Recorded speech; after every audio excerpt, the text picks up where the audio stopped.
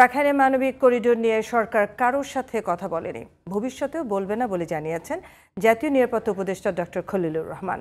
বুধবার রাজধানীর foreign service academy মিলনায়তনে ব্রিফিংয়ে কথা জানান তিনি।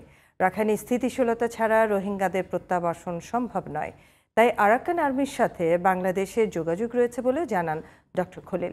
নাগরিকত্ব নিয়ে গুজবের বিষয়ে নিরাপত্তা উপদেষ্টা বলেন, বাংলাদেশ ছাড়া আরও কোনো দেশের নাগরিক নন তিনি। সাজ্জাদ হোসেনের রিপোর্টে বিস্তারিত। মিয়ানমারের রাখাইন রাজ্যে আরাকান আর্মির দখলকৃত এলাকায় মানবিক সাহায্য পৌঁছাতে বাংলাদেশের ভূখণ্ড ব্যবহার করে করিডোর দেওয়া হচ্ছে। বেশ কিছুদিন ধরে এমন কথা আলোচিত হচ্ছে বিভিন্ন গণমাধ্যম এবং সামাজিক যোগাযোগ মাধ্যমে।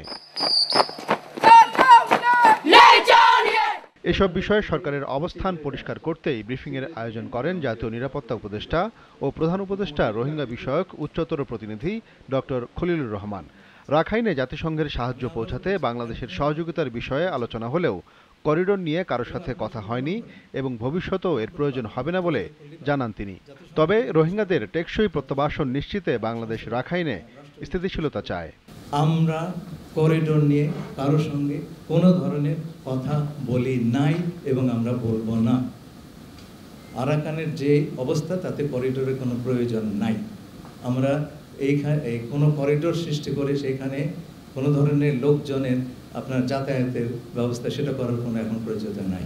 যে প্রয়োজনীয়তা আছে সেটা হচ্ছে সেখানে ত্রাণ সম্ভার পৌঁছে দেওয়া, এবং আমাদের ধারণা এই কাজটি করতে পারলে সেইখানকার পরিস্থিতি কিছুটা স্টেবল হবে এবং আমরা সেই অবস্থাতে রোহিঙ্গাদের প্রত্যাবাসন নিয়ে আলোচনা করতে পারব। করিডোর এবং নাগরিকত্ব নিয়ে ছড়ানো গুজবের বিষয়েও কথা বলেন ডক্টর খলিল। বাংলাদেশ ছাড়া তিনি আর কোনো দেশের নাগরিক নন বলে জানান তিনি। আমি এখানে আসার আগে আমার পরিবারের সঙ্গে আমেরিকায় থেকেছি, কিন্তু আমার কোনো আমেরিকান পাসপোর্ট নাই। বাংলাদেশ ছাড়া অন্য কোনো দেশের জাতীয়তা আমার নাই। আমি যেটা নই আমাকে সেটা বানাবেন না প্লিজ। আর পারলে প্রমাণ করেন, আদালতে গিয়ে প্রমাণ হবে। আমার একটা রাইট আছে তো বাংলাদেশি একজন নাগরিক হিসাবে।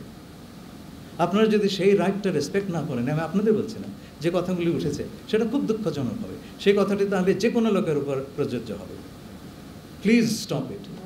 বাংলাদেশের সার্বভৌমত্ব এবং স্বার্থের বিষয়ে সেনাবাহিনীর সাথে সরকার নিবিড়ভাবে কাজ করছে, এ নিয়ে কোনো মতবিরোধ নেই বলেও জানান ডক্টর খলিলুর রহমান। করিডোরের প্রচারণা কিন্তু বাংলাদেশ থেকে ওঠেনি, এইটা উঠেছে প্রতিবেশী দেশের একটি নিউজ পোর্টাল থেকে। তারা এটাও বলছে যে আমরা আমেরিকার সপক্ষে একটা প্রক্সি যুদ্ধ করবো সেখানটাতে জাতিসংঘকে নিয়ে।